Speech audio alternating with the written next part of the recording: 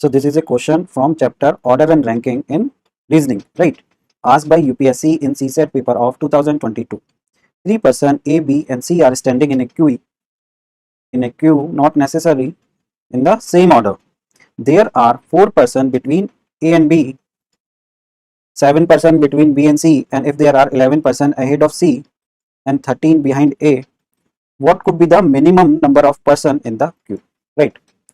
So see, this is a hard question. If you will try to do it in the exam without knowing the concept, it's very hard to find the solution, right? So I am telling you the best technique to solve this question. Okay, so see how we will approach it. So the question is saying there are three persons standing in a queue, not necessarily in the same order, right? So the first statement, there are four persons between A and B. So what I will write like this. So there are four persons between A and B. So the possibility is like this. The second possibility is B, 4A, right? Now 7% between B and C. Now the second is there are 7% between B and C. So now from this case, right, we are getting, this is case 1. Okay, suppose you are writing case 1 and this is case 2. So from here there are two possibilities. So this will be A, 4, B, and there are 7% between B and C. So suppose C is on this direction. So there are 7% between B and C, right? So this is also possible that C is on this side, right, on the left side of B. If C is on the left side of B, then it will become like A, 4, B. Now there are 7% between B and C. So this is 4 plus 1, 5 plus 2, 7. Then C will come here, right? And if the case is like this, so then from here also we will get two case. If C is on the right, so this will become B, 4A. So 4 और 1 5. Now two people, 7, and then C will come his side. If the C is on the left of B, then this will become C, 7, B, 4A. Okay. Now next, if there are 11% ahead of C, so there are 11% ahead of C. So C is here, right? There are 11% ahead of C. So this is 7 plus 8 plus 1, 8 plus 4. This is 12. So this is becoming, but the question is saying there are only 11, but here this is becoming 12 or 13. So this case is not possible, right? Now we will check this case. So there are 11% ahead of C. So this will become 11 C 2 A 4 B, right? And in this case 11% ahead of C. So this will become 2 plus 1 3 plus 4 7 plus 1 8. How many are remaining? Otherwise you can directly write like this. Okay. And 13 behind A. So behind A are how many? 13, right? The second statement I am reading, 11% ahead of C and 13 behind A. So here behind is how many? 2 plus 1, 3 we already counted. Total are 13. So the remaining are 10. So after C there will be 10 or more. So the 10 will come here, right? Because the question is saying there are 13%. From here till here there are 13. Okay, after A actually. So from here. So 3 people we already counted. So the remaining are 10. So we are writing C ke baad 10, right? Now in this one, in this case, what will happen? They are 11% ahead of C. So this will be 11% ahead of C. So this will be like this, right? And 13 behind A. So 13 will come here. Now what could be the minimum number of person in the queue? So हमें find out करना है कि minimum number of person कितने हो सकते हैं queue में. Suppose this is a queue. So कितने possible हुए? So in this case we have missed one thing, like there are 13 behind A. So there are 13 people behind A, right? So this is 4 plus 1, 5, right? But there are 13 people, right? So 5 we already considered here. Okay. So how many are remaining? So we can write it like this. We can write it like 11 C 2 A and 13. So no need to consider this here. Okay, we can directly write. So now the total number of people in this queue will become 11, 12, right? 14, 15 plus 13, right? So this will be 28. And in this case, this will be 21 plus 1, 22. And in this case, 11 plus 1, 12 plus 7, 19, 20, 24, 25. So this is 29, right? So the minimum is 22. So the answer of this question is option A. Okay. So the answer is option A. I hope ये आप सबको समझ आ गया होगा. मैंने आपको best possible way में समझाने की कोशिश करी है this question. Okay, so that exam में इस तरह का कोई भी क्वेश्चन आएगा, so you guys can do it. Now see this question. Consider the following. A plus B means A is neither smaller nor equal to B. Okay, so they have given these things. So let's directly go to the statement. So the statement is this one, and what we have to do, which one of the following is correct in respect of the above statement and conclusion. So we have to find which conclusion is correct. So just draw the statement first. So the statement is P into Q, right? So into means multiply means not smaller than, right? So it means P is not smaller. It means it could be greater or equal to Q. Now the second, P minus T. So minus means not greater. So P is not greater. It means either is smaller or equal to T. See, there are only three possibilities. Either the relationship will be of equal, or they are greater, or they are smaller, right? Okay. So now third. So T divided by R. Divided by means from the fourth statement we can find, like it means neither greater nor equal, right? So this is saying nor greater. It means smaller to R. Nor equal they have mentioned, otherwise we could have taken equal sign. Okay. Now the fourth, R and S. So R plus minus S means neither smaller nor greater. So it will be इनकी value ना तो बड़ी है ना छोटी है. इसका मतलब क्या होगा? इसका मतलब they are of equal. So this means R is equal to S, right?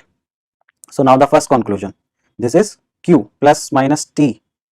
Plus minus means neither smaller nor greater. It means that this Q is equal to T. Now the second conclusion, S plus means neither smaller. So this is not smaller nor equal. It means S is greater to Q. Okay. So now we have to find कि ये जो statement दिया है इसके basis पे हम ये conclusion draw कर सकते हैं नहीं, right? So we have to find the relation between Q and T. So from these two we can find. So this is P is greater than or equal to Q, and P is less than or equal to T, right? So there is one possibility. If P is equal to Q, right, and then T becoming, because we have equal sign also, right? So here also we have equal sign. So P can become equal to Q, right? And this T can also become equal to P. So T is equal to Q is possible, right? But this is not always possible. Okay. So we cannot conclude that it is surely it will be equal, right? So this is possible, but in few cases. Okay. Now the second statement, we have to find relation between S and Q. So from here R is equal to S, we can put S here. So this will become S is greater than T. Okay. If S is greater than T, then we can put it here. So this will become S is greater than T, right? And this is P and then Q. So it means S is greater than Q also from this. So this statement is correct. So second statement is correct, but first conclusion is not sure, right? In few cases this is true. So the answer will be option B only. Okay. Now let's solve this question. Consider the following statement. A is older than B. So A is older than B, right? C and D are of same age. C and D are of same age. E is youngest. So E will be the youngest. So the last one, right? F is younger than D, right? So now the fourth statement, that F is younger than D, right? And fifth, F is older than A, right? So now how many statements given above are required to determine the oldest person? So we want oldest person, right? So suppose we are taking these two. So we don't know the relationship between. See, if we are taking these, so we will get that F is the oldest from this one here in the last, then D is the oldest, right? Then C and D are of same age, then C will be here. Okay, E is the youngest. So we don't need E because E is youngest actually, but we need oldest. So oldest will be what? Right. So we can make the series only if we have all, right? Because there is no linkages. Okay. because see E is here, right? Then we have F is older than A, and we know about B also, that B will come here, right? And we also know that D is older than F, and C and D are of same age, so C will be here itself, right? So the oldest person are C and D. Okay, so we need all statement, so all 5 are needed, so the answer is option D. Okay, so this was easy question, okay, from order and ranking, but we can do this question in exam, right? Now let's see this question asked by UPSC in 2021. In the English alphabet, the first 4 letters are written in opposite order, and the next 4 letters are written in opposite order, and so on. And at the end, Y, Z are interchanged. Which will be the 4th letter to the right of the 30th letter? So this question is not from ranking. This is arrangement question, right? पर इसको यहाँ पे अब आ गया तो इसको solve करते हैं. So what they are doing? Do you know how many letters are there in English alphabet? Right? इसमें what is happening? These are 4 letters group हो रहे हैं, ठीक है? तो ऐसे करके we will reach till 24, और जो लास्ट के 2 लेटर हैं Y and Z, राइट, उनको इंटरचेंज कर देंगे. So this will become ZY, right? So it is written in opposite order, so this will be like DCBA, right? Now this will be written as HGFE, like this. Okay, so the question is saying what will be the 4th letter? 4th letter पता करना है कहाँ से? To the right of 13th letter. इसमें हमें 13 letter पे जाना है और उसके राइट में 4th लेटर को लेना है. First, second, third, fourth. It means 13 plus 4, तो हमें 17 लेटर पता करना है, राइट? चेंज करने के बाद तो अगर 4 की ग्रुपिंग्स बनाते हैं तो 16 तक प्रॉपर ग्रुपिंग हो जाएगी, राइट? 16 तक, राइट, यानी यहाँ तक. तो ये जो 17 लेटर है that will be which letter? इसको अपोजिट करके लिखा गया है. जैसे H कहाँ पे आएगा? यहाँ पे आएगा, राइट? तो ये वाला जो ग्रुप बनेगा, ये 17 लेटर, पहले पोजीशन क्या होगी? इसकी पहली पोजीशन होगी दिस वन, यहाँ पे. ये पोजीशन क्या होगी? 20th, right? Because 17, 18, 9, 10, 19, 20, right? तो दीज आर 4 लेटर्स, इनको रिवर्स करके लिखा गया है. तो 17 पे जो आया है, 17वीं पोजीशन पे जो लेटर आएगा वो कौन सा लेटर होगा ओरिजिनल अल्फाबेट में? 20 लेटर, राइट? तो 20 पोजीशन पे लेटर है वही होगा ना.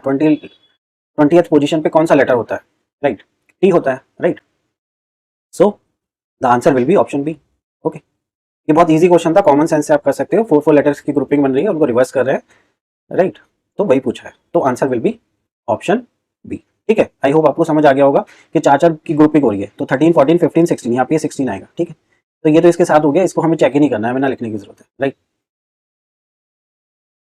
ओके, ये 17 वाली पोजीशन को अपने को देखना है, ठीक है?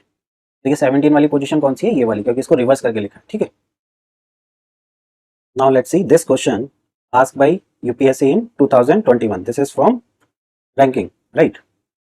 So consider the 2 statement and a question. Statement दिया है, statement first, statement second and फिर question दिया है, ठीक है? तो पहले क्वेश्चन देखते हैं क्या पूछा है, राइट?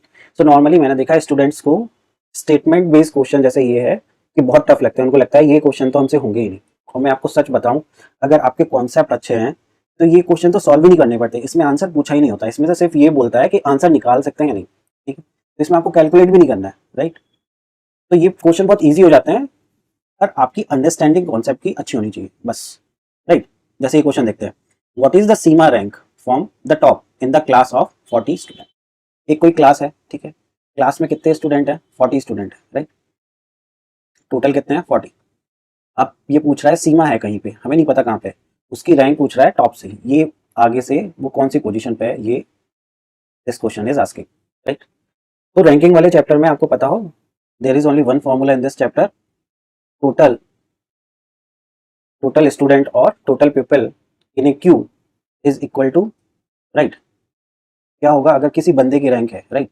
किसी बंदे की रैंक आपको लेफ्ट से दी होगी और उसकी अगर आपको राइट से भी पता है, ठीक है, तो आप निकाल सकते हो कि टोटल कितने नंबर ऑफ लोग उस क्यू में है, राइट? तो इसमें बस एक यही फॉर्मूला यूज करना है आपको हर जगह, right?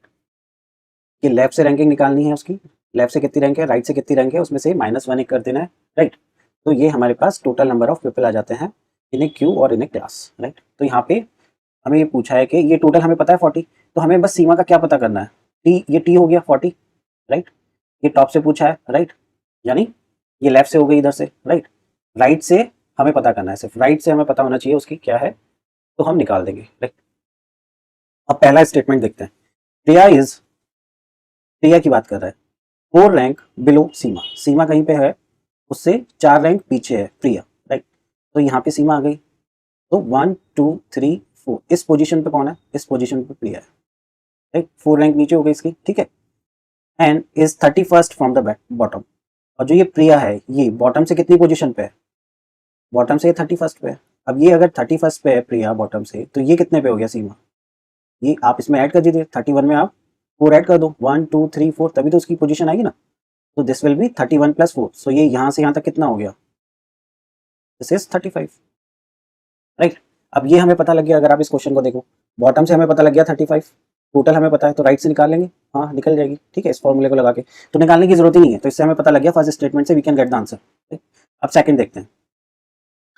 Anna is 2 rank, Anna is 2 rank above Seema, Seema यहाँ पे है और एना 2 रैंक अबव है, सो एना इज हियर।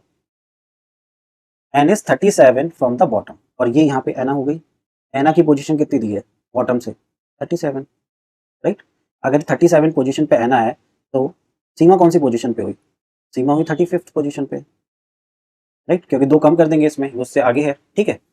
तो सीमा की पोजीशन हमें बॉटम से पता लग गई, राइट, राइट, टॉप से अपने को निकालनी है ना, टोटल अपने को पता है, ठीक है।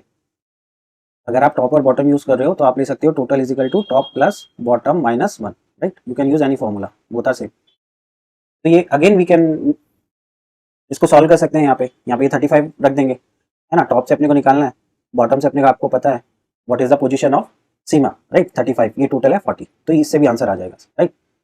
सो we can get answer from both statement, right. अब अपने को बस सेलेक्ट करना है, यहाँ पे देखो, अब ऑप्शन यहाँ पे थोड़ा सा ध्यान से पढ़ना है, statement first alone is not sufficient to answer the question, ये गलत हो गया। Second, statement second alone is not sufficient, either statement first alone और statement second alone is sufficient to answer the question, तो यही इसका आंसर हुआ। इसी से भी अपन निकाल सकते हैं, दोनों स्टेटमेंट की अपने को जरूरत नहीं है, right. So the answer will be option C. Now let's see this question from ranking, this is asked in CSET 2020, right? So this topic is very important and very easy. If you understand the concept, you can solve it. But if you don't understand the concept, exam में ये solve नहीं होगा, right, मतलब this is a tricky one, right. First time आप सोचेंगे इसको हम कर लेंगे तो बहुत कंफ्यूजन होगा एग्जाम में, और उसकी वजह से क्या होगा, आपका बहुत कॉन्फिडेंस डाउन हो जाएगा, राइट। तो इट इज बेटर कि आप प्रिपेयर होके ही जाएं, right. A is 60th from the left hand in a row of boys, V is, अब जैसे जैसे क्वेश्चन है वैसे वैसे ड्रॉ करना है, इसमें मैंने बताया आपको कि normally we will use only one formula in this, right. किसी की रैंक अगर हमें लेफ्ट से पता है राइट से पता है, तो हम उसमें निकाल सकते हैं कि टोटल कितने लोग हैं उस रो में, है ना। ये सेम बंदे की होनी चाहिए, लेफ्ट रैंक और right rank, right, same person की बात हो रही है यहाँ पे, ऐसा नहीं है कि आप डिफरेंट पर्सन की को ले ले, right, the person should be same.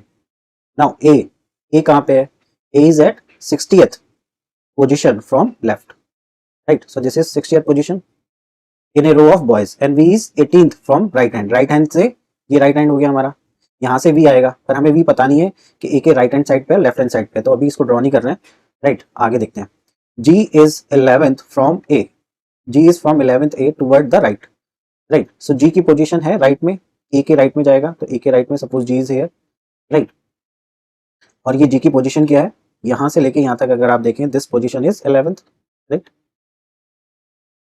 Okay. अब ए के बाद से स्टार्ट होगा ये पोजीशन, है ना, इसमें आप ए को काउंट नहीं करना है, क्योंकि अगर आप रैंकिंग कर रहे हैं, मैं बोल रहा हूँ A, G is at second position, तो फर्स्ट और सेकंड G यहाँ पे आ जाएगा, तो ये सेकंड हुआ ना, राइट, तो ये पोजीशन होंगी 2, ए से काउंट नहीं होगा, ठीक है। इसमें कंफ्यूज होते हैं बहुत सारे स्टूडेंट, तो इसको याद रखना है आपको, ठीक है। नाउ सो G की पोजीशन 11th हो गई towards right, right, and third from V, अब V से पोजीशन G की कितनी है, थर्ड टुवर्ड राइट, तो इसका मतलब V is on the left hand side, right, so यहाँ पे थर्ड पोजीशन पे है G, यानी V अगर यहाँ पे है, right, this is V, this is first position, this is second and this is third, right, तो ये पोजीशन क्या हो गई, यहाँ से होगा, ठीक है, दिस इज थर्ड, राइट, और V की पोजीशन अपने को दी हुई है फ्रॉम द राइट हैंड, कितनी दी हुई है, 18th, राइट। V की पोजीशन अपने को दी हुई है from right, this is right and this is left hand, right. So now they are asking how many boys are there in a row, total row में कितने लोग हैं, राइट. तो हमको क्या इन्फॉर्मेशन है, हमको पता है V की राइट हैंड साइड से 18 है, राइट. सो ये यहाँ से लेके V की पोजीशन अगर मैं यहाँ से लेके यहाँ तक निकालता हूँ, ये वाली पोजीशन कितनी हो गई, राइट. टोटल 11 है, 11 में से ये थर्ड पोजीशन पे है, ठीक है. सो ये वाली पोजीशन कौन सी हो जाएगी, this one, this is 10th, this is 9th, तो V की पोजीशन कौन सी हो जाएगी यहाँ से 8th, राइट. V की पोजीशन 8th है, ठीक है. तो यहाँ से लेके यहाँ तक टोटल कितने हो जाएंगे लोग, राइट.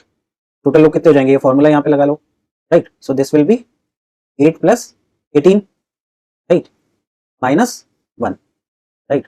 तो this will be 8 plus 18 minus, पहले आप इनको ऐड कर लो, राइट. 8 और 8 16, दिस इज 26, तो दिस इज 25, राइट. अब यहाँ से लेके यहाँ तक की हमें पता है A का 16 पोजीशन है और इसके आगे की भी हमें पता है, तो इसको क्या करना है, आपको इसको जस्ट सिंपली ऐड करना है, 16 प्लस 25, राइट. सो 1 और 2 3 plus 4, so total people will be 41, right. देखो यहाँ पे हम -1 नहीं करेंगे, ठीक है, क्योंकि A तक का हमें पता है, ठीक है, और A के बाद के लोगों का पता है, राइट. ये -1 कब करते हैं कि सपोज A है, A की पोजीशन हमें लेफ्ट से पता है एंड राइट से भी पता है, तो A 2 बार काउंट होता है, ठीक है, इसलिए एक कम करते हैं, ठीक है. पर यहाँ पे क्या हो रहा है, ये आगे से काउंट हो रही है V की पोजीशन यहाँ से, है ना, दिस ये हो रही है, ठीक है. ए इसमें इंक्लूड नहीं है, इसलिए यहाँ पे जब हम ऐड कर रहे हैं तो माइनस नहीं कर रहे हैं. So total number of people will be 41, so the answer will be option B. Now let's see this question from ranking asked by UPSC and their CSAT exam of 2017, right. 15 student failed in a class of 52, total class में कितने लोग हैं 52, उसमें से 15 है जो fail हो गए. After removing the name of failed student, A merit order list has been prepared in which the position of Ramesh is 22nd from the top. What is his position from the bottom? Right? तो पहले तो total class में कितने लोग हैं 52, उसमें से fail कितने हो रहे हैं 15, उनको हमने निकाल दिया, राइट. तो बचे कितने क्लास में, तो this will be 52 minus 15, right. So this will be 37, right. So अब 37 की एक मेरिट लिस्ट बनाई गई है और उसमें रमेश, राइट, मान लो हमने लिस्ट ऐसे बनाई top to bottom, right. This is top, this is bottom, so this here is Ramesh. Ramesh position is 22nd from the top, right. Top से उसकी पोजीशन क्या है, राइट, ऐसे नहीं ऐसे बनाता है ना, रमेश को इंक्लूड करके. सो दिस इज 22nd, राइट. तो हमें पूछा है कि उसकी बॉटम से पोजीशन क्या होगी, right. So we will now use the same formula, total is equal to left plus right -1 और top plus bottom -1, right. Total हमको पता है टोटल नंबर ऑफ स्टूडेंट कितने हैं 37, राइट. टॉप से पोजीशन उसकी कितनी है 22nd, बॉटम से अपने को निकालनी है -1, right. So this will be B is equal to 37 minus ये 21 रह जाएगा यहाँ पे, है ना, तो 21 डायरेक्ट ले जाते हैं. तो दिस विल बी 21 माइनस करेंगे, सो this will B 7 minus 16 60, right. So the answer will be option C. Now let's see this question from ranking topic asked by UPSC in CSAT paper of 2016 in a class of 60 student where the number of girl is twice that of boy, right. So in a class is of 60 student, there are girls and boys, but this is given that girls is twice that of boys, so we will put this here, right. So 60 is equal to girls is 2b plus b, this will be 3b is equal to 60. So B is equal to 60 upon 30. So B is 20. So if B is 20, girls is 40, right? क्योंकि यहाँ पे रख देंगे या यहाँ पे रख दो आप, डबल है. So we will get girls are 40 and boys are 20. ठीक है. Now Kamal, a boy. This is important, right? Ranked 17th from top. कमल की पोजीशन टॉप से दी हुई है. सपोज ये टॉप पोजीशन है, ये बॉटम है, right. Kamal is somewhere here, right. तो कमल की पोजीशन एंड कमल के बारे में दिया, this is boy, is 17th from top. There are 9 girls. अब यहाँ पे ऊपर 9 गर्ल्स हैं, तो बॉयज कितने हो गए, राइट. तो जो टोटल 17 है, राइट, 9 गर्ल्स हैं, तो बचे बॉयज कितने 8, राइट. और ये जो बॉयज 8 हैं उसमें कमल भी इंक्लूड है, right. There are 9 girls ahead of Kamal, the number of boys in a rank after him. उसके बाद कितने बॉयज बचे, उसके बाद कितने बचे होंगे बॉयज, टोटल बॉयज कितने हैं हमारे पास 20, उसमें से 8 हमने यूज कर लिया ऑलरेडी, तो नीचे कितने बॉयज आएंगे 12, 20 minus 8 is equal to 12, right. So the answer will be option B. देखा कितना इजी क्वेश्चन था, राइट. इसी तरह से आपको अप्रोच करना है जैसे मैं बता रहा हूँ, then you can solve this question very easily, right. Otherwise काफी इश्यूज होंगे इसमें. Now let's see this question from the ranking asked by UPSC in CSAT paper of 2016. A person is standing on the first step from the bottom of a ladder. कोई सीढ़ी है अपने पास, ठीक है, ऐसे करके, राइट. ओके, सीढ़ी अच्छे से नहीं बनी है बट आई समझ में आ जाएगा कॉन्सेप्ट, राइट. ये फर्स्ट स्टेप है, राइट. कोई बंदा यहाँ पे है फर्स्ट स्टेप पे, right. If he has to claim 4 more step, 4 और स्टेप चलता है, first, second, third, fourth, right. यहाँ पे आ जाता है वो, है ना. पोजीशन क्या होगी बंदे की अभी, वो यहाँ पे खड़ा होगा, ठीक है. To reach exactly the middle step, this is the middle one, this is the middle. How many step does the ladder है, तो उसमें पूछा है कि लैडर में टोटल कितने स्टेप्स हैं. This is the middle one, तो इसका मतलब ये मिडिल में है तो जितने नीचे होंगे स्टेप उतने ही ऊपर होंगे. नीचे कितने स्टेप है, 1 2 3 4, इसका मतलब ऊपर भी 4 होंगे, 1 2 3 and 1 more 4, right, because this is the middle one, right. तो इसमें पूछा how many step does the ladder have, ladder में कितने स्टेप हुए, 4 यहाँ पे, 4 यहाँ पे हुआ 8, राइट. और एक ये वाला है, 4 + 4 8 + 1 9. So the answer is option B. Okay. Now let's see this question from the ranking topic asked by UPSC in their CSAT paper of 2014. In a row, A is in the 11th position from the left and B is in the 10th position from the right. Right. So A की position क्या है, 11th, right. तो ये position कितनी है, 11th, and from the left, right, and B is in the 10th position from the right. B की position कितनी दी हुई है, 10th, right, from the right hand. This is the right hand. If A and B interchange, A और B ने अपनी position change कर ली तो यहाँ पे B आ गया और यहाँ पे A आ गया, right. Then A becomes, now A की पोजीशन बता रहे, now A becomes 18th from left. This is 18th from left. How many person are there in the row other than A and B, right. तो सबसे पहले इसमें total number of people कितने हो जाएंगे, right. So total number of people के लिए I told you one formula, L + R - 1, right. So इसमें ये वाली जो पोजीशन है इसका हमें लेफ्ट भी पता है, राइट भी पता है, राइट. तो इस वाली पोजीशन से हम इजीली निकाल सकते हैं total number of people. So total number of people will B 18 + 10 - 1. So this will be 27. So total 27 people are there in this row.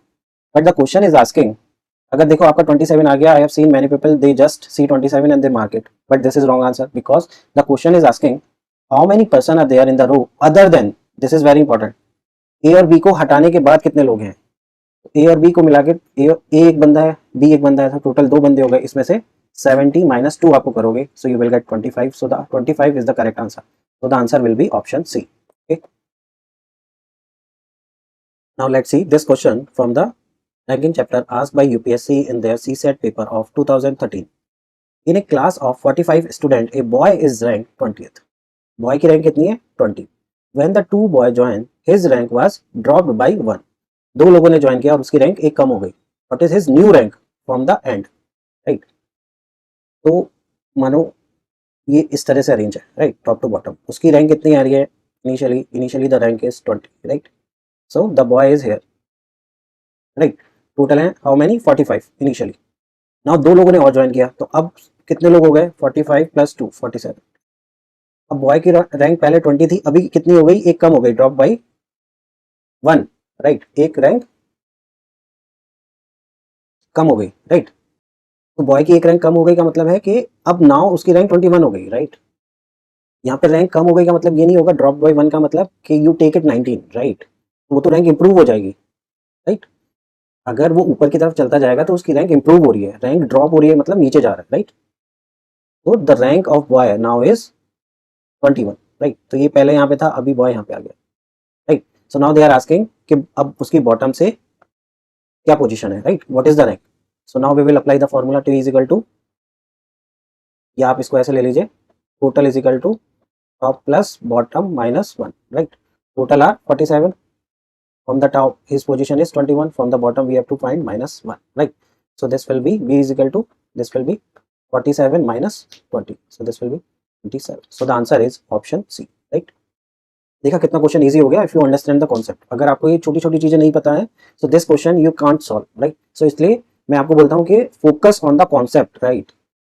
अगर आपके एक बार कॉन्सेप्ट क्लियर हो गए then you can solve any question and UPSC is focusing on concept. जिसको concept आते हैं उनका सी सेट का पेपर बहुत इजीली क्रैक हो जाता है, राइट। और अगर आप सोचेंगे कि ये क्वेश्चन है इसको मैं रट लेता हूँ, मगअप करके जाता हूँ and I can solve it, तो ऐसा सिमिलर क्वेश्चन तो आएगा नहीं बिल्कुल भी एग्जाम में, राइट। थोड़ा सा ट्विस्ट होके ही आएगा, ओके। प्रीवियस ईयर के क्वेश्चंस हमें फायदा करते हैं, कई बार रिपीट भी होती है, पर इसका मतलब ये नहीं है कि आप सोचें कि सारे के सारा क्वेश्चन ही रिपीट हो जाएंगे, ठीक है। थोड़ा सा ट्विस्ट होके आएगा, राइट। तो कॉन्सेप्ट आपको पता होना चाहिए। Now let's see this question from the ranking topic asked by UPSC in CSET paper of 2011, right? In a queue, Mr. X is 14th from the front and Mr. Y is 17th from the end, while Z is exactly in between X and Y. If X is ahead of Mr. Y, this is very important. Mr. X is ahead of Y. X आगे है, right? Y के, और x की position कितनी दी है from the front 14th and y की position दी है फ्रॉम द बॉटम, है ना, from the end, right, from the end this is right, और from the right it is 17th, right. And z is exactly between x and y के बीच में है, right. And there are total how many person are there in a row, 48 persons in a queue. So how many person are there between x and z। सो z यहाँ पे बीच में कहीं पे इन दोनों के मिडिल में है exactly, right? This is Z, this is in the middle, right? So this is equal, middle में है तो ये दोनों equal हैं। इनके बीच में जितने लोग हैं उतने ही X और Z के बीच में जितने लोग हैं उतने ही Y और Z के बीच में, right? Because this is in the middle, right? So total is how many? Total दिया हुआ यहाँ पे 48 पर्सन है, तो यहाँ पे बीच में कितने पर्सन हो जाएंगे, देखो 14 प्लस 17 को ऐड करते हैं, right. So now 7 plus 4 11, right. So this is 1 plus 1 plus 1, so this is 31। तो टोटल आर 31, तो बीच में कितने लोग हो गए, राइट। सो ये लोग कितने हो गए जो बीच में है, this one, total are 31, right. तो this will be 48 minus 31, right. So this is 17। So total number of people in between are how many, 17। One is x, right. एक तो sorry not x, z, right. Total यहाँ से लेके यहाँ तक कितने लोग हैं, 17 लोग हैं। वन एक पोजीशन तो Z ऑक्यूपाई कर लेगा, टोटल बचे कितने, because Z is in the middle, right. तो टोटल बटे 16 में 8 इस साइड होंगे और 8 इस साइड, राइट। टोटल 17 है, Z मिडल में है, राइट। इस साइड कितने लोग हो गए, Z के राइट में 8 और Z के लेफ्ट में 8, राइट। तो now what the question is asking how many person are there between X and Z। X and Z के बीच में कितने लोग हैं, 8, और अगर Y और Z के बीच में पूछेगा तब भी 8, because Z is sitting in the middle, right. So the answer will be option C, right. देखो इसमें कुछ सॉल्व ही नहीं किया अपन ने, अगर आप देखो तो, राइट। दिस इज आपने जस्ट इसको ड्रॉ किया है अच्छे से, आपको ये ड्रॉ ही करना है एग्जाम में, तो आप इजीली सॉल्व कर पाओगे। अगर ड्रॉ नहीं करोगे तो कंफ्यूजन होगा, इसमें ड्रॉ आपको करना ही है, दिस इज मस्ट, राइट। और अगर आप ये सॉल्यूशन देख रहे हो तो इस टाइप का सॉल्यूशन आपको किसी बुक में नहीं मिलेगा। आप कोई भी बुक उठा लो मार्केट में, आपको लगेगा पता नहीं क्या क्या कर रखा है, कैसे कैसे कैलकुलेट कर रहे हैं। अदरवाइज अगर आप इसमें देखो, we are not even solving, right. इसमें हमने कुछ सॉल्व ही नहीं किया and we got the answer, right. तो ऐसी ही अप्रोच आपको रखनी है, ओके। और हमने सारे क्वेश्चंस में ट्राई किया है कि आपको बेस्ट और इजी वे में क्वेश्चन समझाएं, सो दैट आप एग्जाम में उस अप्रोच के थ्रू कर पाओ, because approach is important, answer is not important, right. So यहाँ पे रैंकिंग का टॉपिक फिनिश होता है। अगर आपको हमारे वीडियोस अच्छे लगते हैं तो प्लीज वीडियो को लाइक करिए, सब्सक्राइब करिए एंड शेयर करिए, राइट। देखिए आप अगर वीडियो को लाइक करते हैं, कमेंट करते हैं, राइट, हमसे बात करते हैं तो काफी अच्छा लगता है हमको भी मोटिवेशन आता है, और इससे फिर हमें और नए वीडियोस बनाने में काफ़ी प्रोत्साहन मिलता है, राइट। तो इसलिए मैं आपसे रिक्वेस्ट करता हूं कि अगर आप आते हैं हमारे चैनल पे वीडियो देखते हैं तो प्लीज़ सब्सक्राइब कर लीजिए, लाइक करिए और अपने फ्रेंड्स के साथ भी शेयर करिए, और हमसे कमेंट करिए और हमसे बातचीत करिए। Remain in touch. आप टेलीग्राम पे आप हमसे कनेक्ट हो सकते हैं, व्हाट्सएप कर सकते हैं, हमें कॉल कर सकते हैं। Okay, thank you everyone.